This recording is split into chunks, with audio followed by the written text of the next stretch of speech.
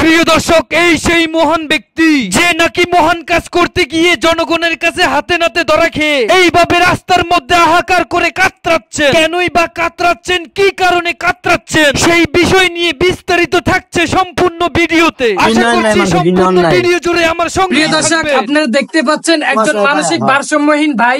আসলে উনি মানসিক রোগী নাকি সুস্থ মানুষ আসলে আমরা বুঝতেছি না।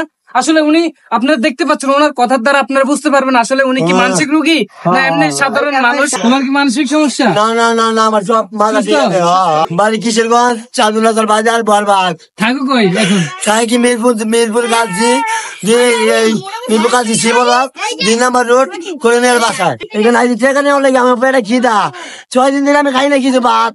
আমি রাইতে কইছি থানার ভিতরে। সকালে কি চুরি করছো? আচ্ছা আচ্ছা, কিছু চুরি করি নাই ভাই, আমি চোর না ভাই। মারতে উদাই ভাই, বড় ভাই শুয়ে দাঁড়াইছে। ওই জায়গায় ওই একটা আমার উস্তাদ থাকতো। উস্তাদের নাম কি জানেন? উস্তাদের নাম হইল রাসেল। হালকা চুল নাই মাথার বাদে, টেম্পো চালাইতো শ্যামলিতে মোহাম্মদপুর। 15 টাকা করে ভাড়া। আর আবার শিয়া মসজিদ, তারপরে মোহাম্মদপুর। শিয়া মসজিদ নামলে 10 টাকা, মোহাম্মদপুর গেলে 15 টাকা। আপনি এখানে কি চুরি করতে গেছিলেন? না না ভাই, আমি আমার ভাইয়ের বাসায় গেছিলাম ভাই। কোন মহিলার কোন বাজে কথা বলছিলেন? না ভাই, কোনো বাজে কথা কই নাই। কার কাছে আছেন? আমার বড় ভাই দাদা আইছি, বড় ভাই নাই এখানে। আমার হে বড় ভাই কই? ওই গেছে ভাই, বলাইছে ভাই, জানছি ভাই। আপনি যে বড় ভাই দাঁড়াইছেন, হে বড় ভাই হারাই গেছে কোন দিকে? আল্লাহ কই থাকে ভাই। ওই যে আমার বড় ভাই ছেড়ে দিয়েছে না, ওই তোর কোবাইলাম বলে কয়ে গেছে যে তোর কোবাইলাম আমার ভাইয়ের, আমি কোবাইলাম। এখন চলে যাবেন, জান ভাই। ভিডিও করেন আমার ভাই। কর্মীটা আমি চিকিৎসা করতে গেছি, আমি একটা কাগজ তুলে গেছে মাইরা আমার পোলা মানে মানলাম। আমি পল্লবী থানার ভিতরে বর্তমানে রানিং এ গাড়ি চালাই যাবি। আর পুলিশের দারোগার নাম কি জানেন? আল্লাহ আল্লাহ গো, আমি দারোগার নাম আমার মনে হয় ভাই। আলাদি দারোগার নাম হলো আলাদি।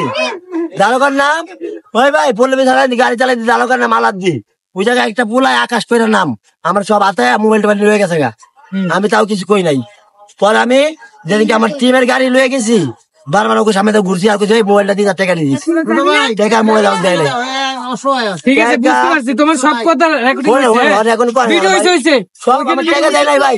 এখন চলে যান বড় ভাই, টাকা দেয় নাই আমার, বুঝছেন? পরে আমি বাবুর নামে মামলা করতে গেছি ভাই। মামলা কাগজ আর একটা কাগজ লয়ে গেছে আমার মাইরা। আমার মা বাপ কি আমার খাওয়াই না, আমি 1 লাগাই ভাই, কামাই করে 1 লাগাই। বুঝছেন বড় ভাই? বাবা আমি কি আমি বললে জানার লোক যার আমার ধরাই দিতে মোহাম্মদপুর থানায়। আবার আমার রাইতে কয় কি জানেন? যদি কোয়াস যে তুই বলবি জানার লোক, তাহলে তোর কি বলবো জানো? তোর মাইরা নাম ডাইরেক্ট আমার রাইতে পিস্তল যাইতে পিস্তল ভাই পিস্তল লাইট লইয়া পিটাইবো। জানি ভাই, সুন্দর মতো অন করে যাও। মাফ করেন। আচ্ছা ঠিক আছে, ওকে ভাই। আমার কাছে একটা টাকা নাই। তুমি এনে ওই কই যাবে? এখন যাবে কই? আমি দেশে গেলাম, আমার হাতে টাকা নেই। দেশের বাড়ি কই? দেশের বাড়ি তো কিশোরগঞ্জ। থাকো কোথায়? কোন কালচি মিরপুরে, কালচি মিরপুরে, কালচি এখন বললে জানা যাবে না, বললে জানা মিরপুর কালচি বললে জানা। ঠিক আছে আমি ভালো মারে যাই, ভালো মারে।